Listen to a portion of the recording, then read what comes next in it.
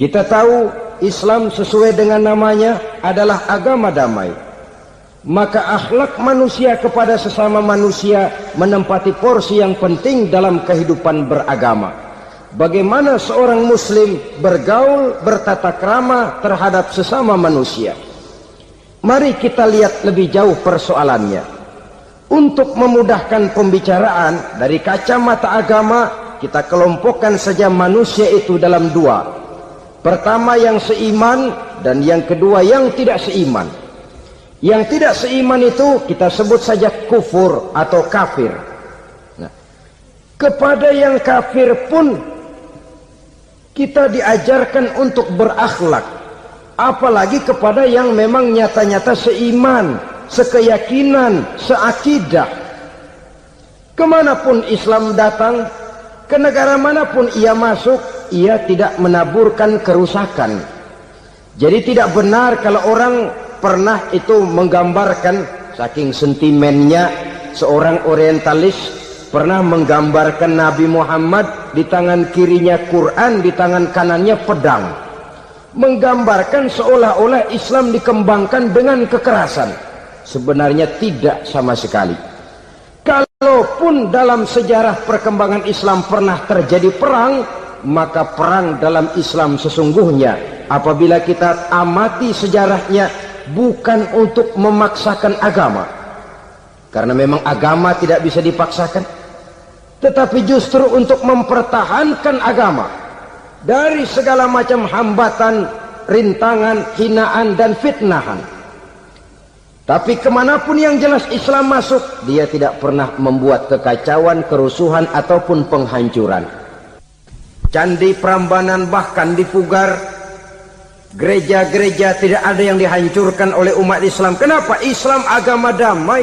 Soal agama, soal lakum dinukum waliyadin, la ikraha fid din, qad tabayyana ar-rusdu minal ghayy. Tidak ada paksaan dalam beragama, sebab nyata yang benar dengan yang tidak benar. Belum pernah ada orang kafir masuk ke perkampungan orang Islam lalu dikejar-kejar, diteriakin kafir, kafir, sunatin.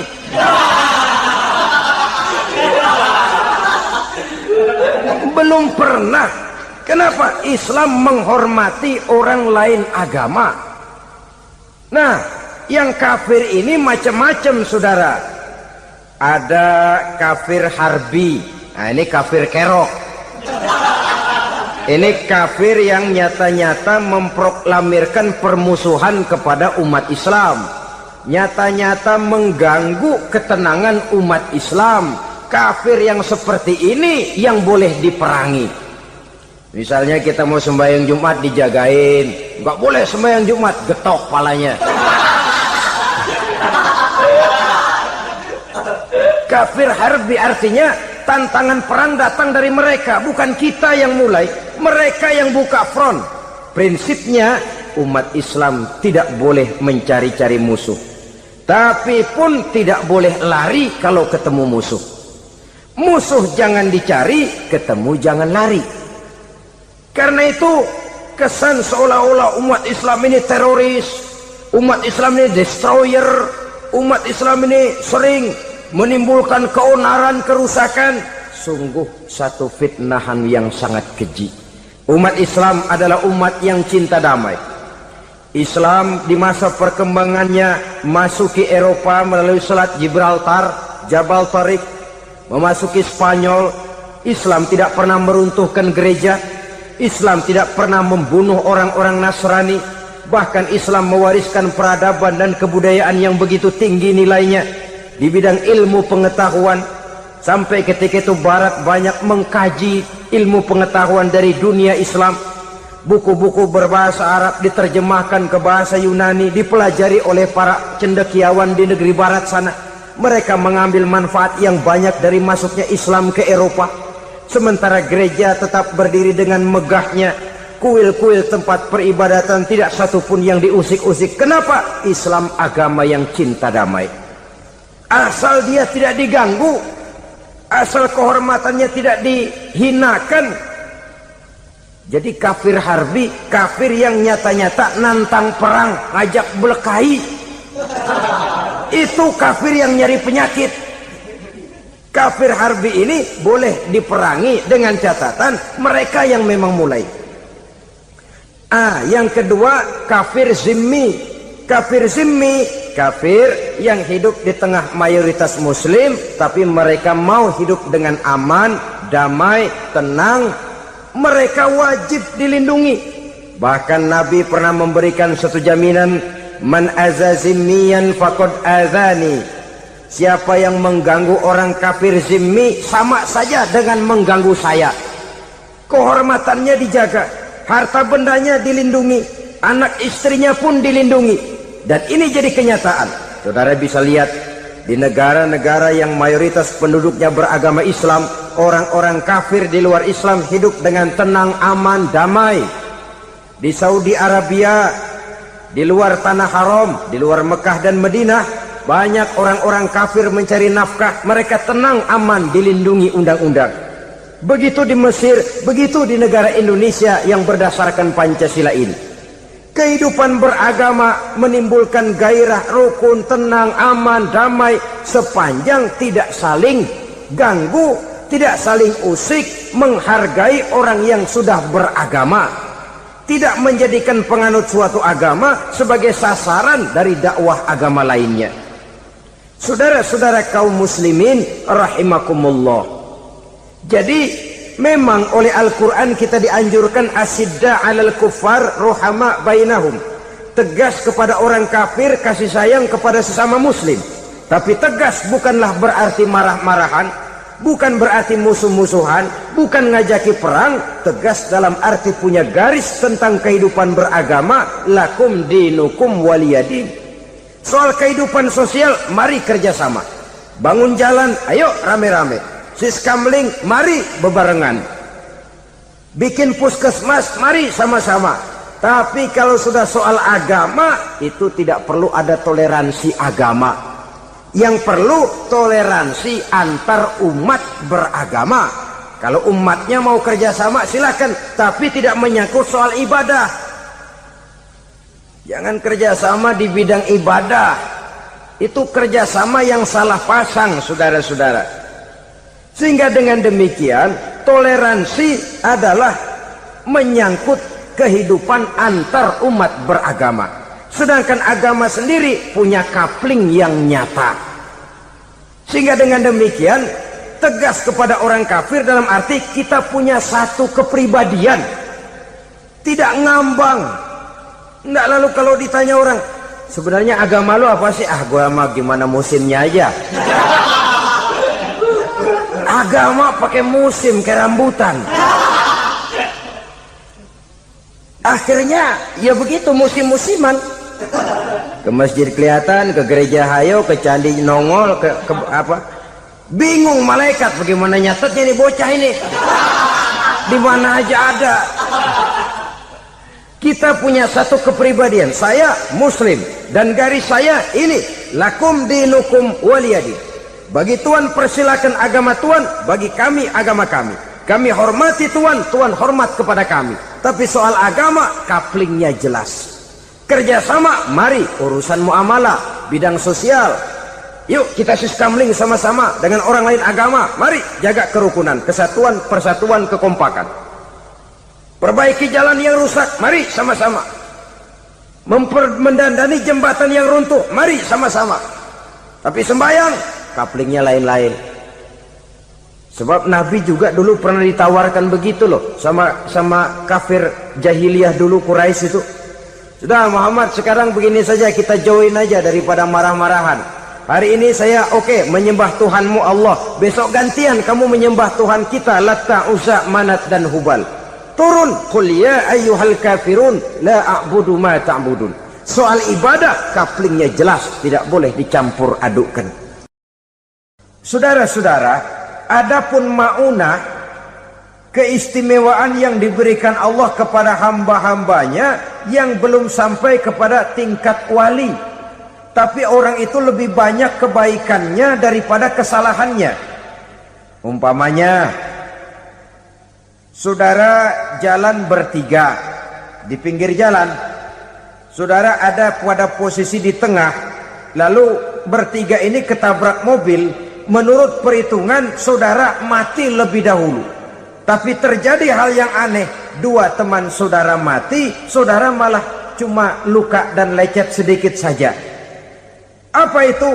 Kalau kita lebih banyak kebaikannya daripada kesalahannya, itu yang dinamakan ma'unah, pertolongan yang diberikan Allah kepada hamba-hambanya yang lebih banyak kebaikannya daripada kesalahannya.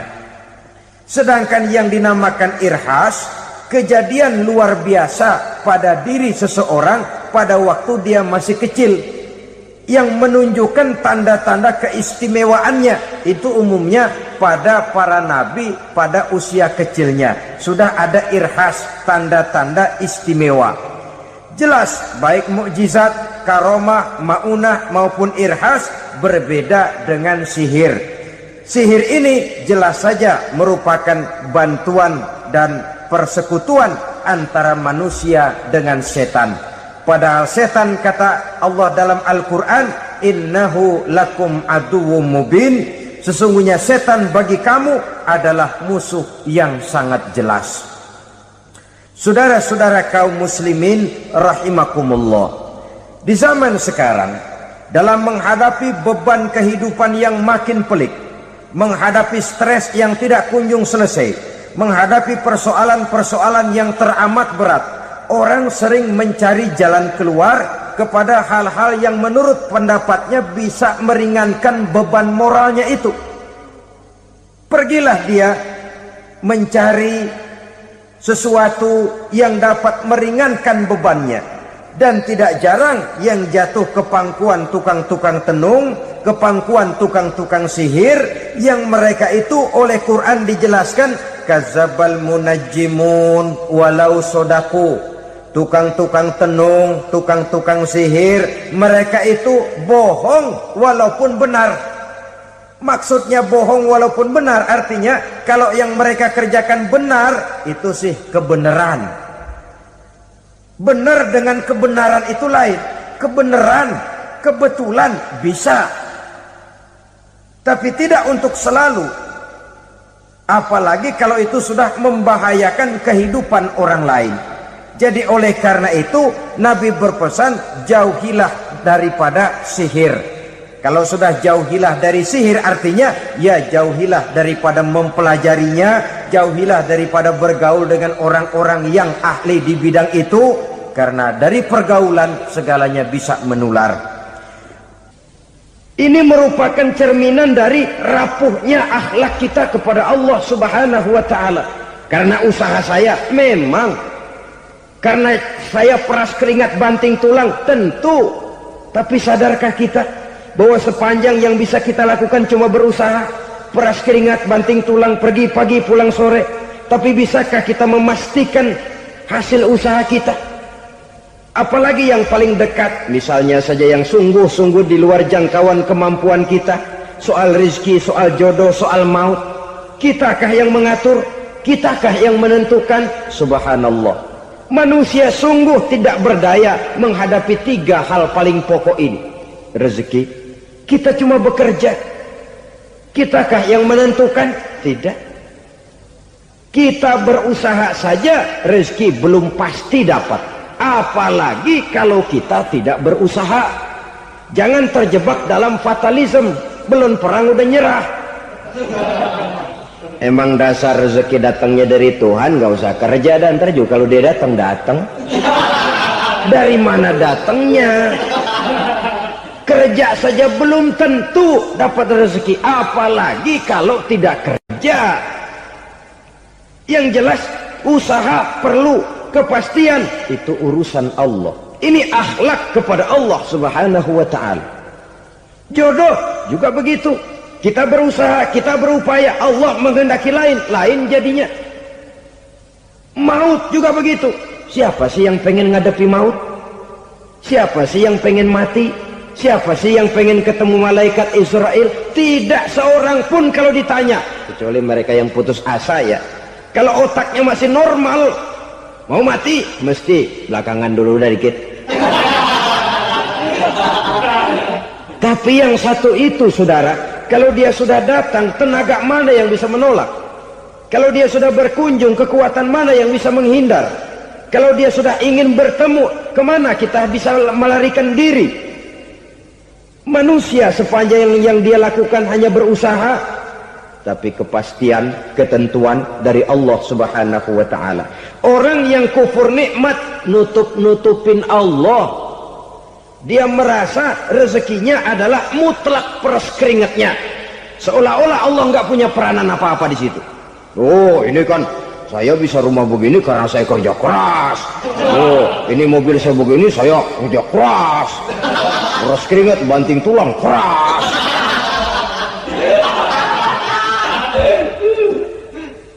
Saudara-saudara kaum muslimin rahimahkumullah, jadi menutupi Allah. Akibatnya nanti kalau dia berhasil, Allah ketutupan. Kalau dia gagal, orang lain dicaci maki, dicari kambing hitam. Yang kambing hitam kan mahal, karena orang sering cari-cari kambing hitam. Jarang orang mau jujur kalau bertemu kesulitan lalu mencari sebab pada dirinya sendiri. Yang paling enak ya nyalain orang. Lo begitu. Orang lain yang paling enak kita salahin.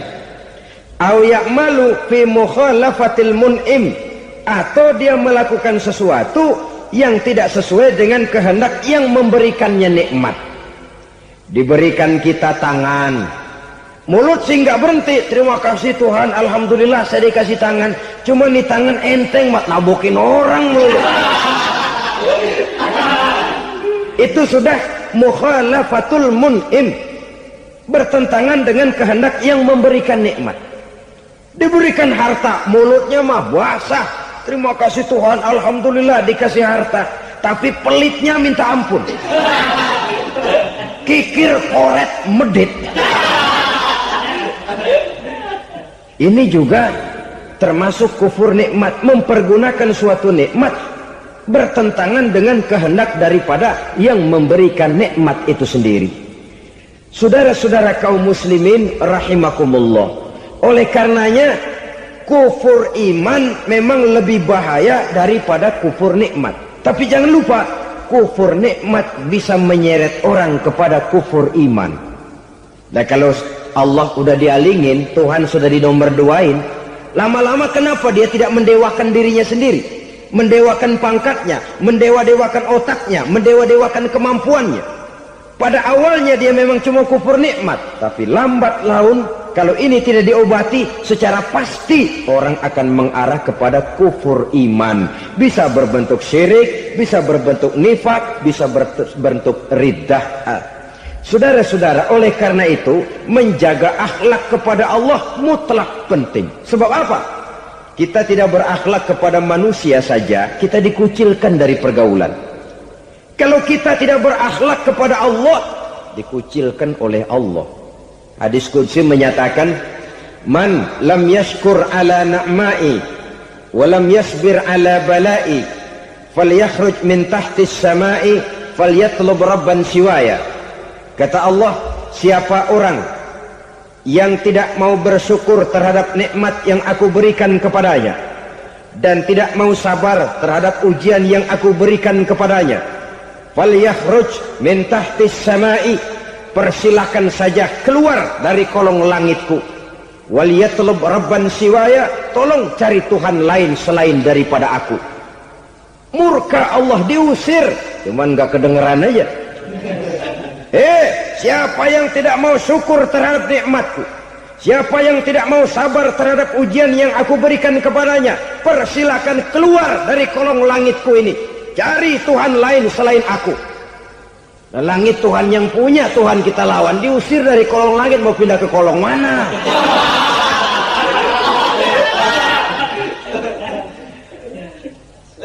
Jadi jangan merasa kufur nikmat kan enteng. Iya, kelihatannya begitu, tidak sebahaya kufur iman. Tapi kufur nikmat ini merupakan anak tangga yang kalau kita sudah mulai naik, kita akan naik terus sampai kepada tingkat di mana kita mengalami kufur iman. Kalau sudah ke sana, maka akhlak kita kepada Allah terkenalah erosi, terkena polusi, hancur akhlak kepada Allah, dan itulah sumber kesengsaraan abadi. Kalau cuma kita tidak berakhlak kepada manusia, barangkali resikonya cuma kehidupan di dunia ini. Mungkin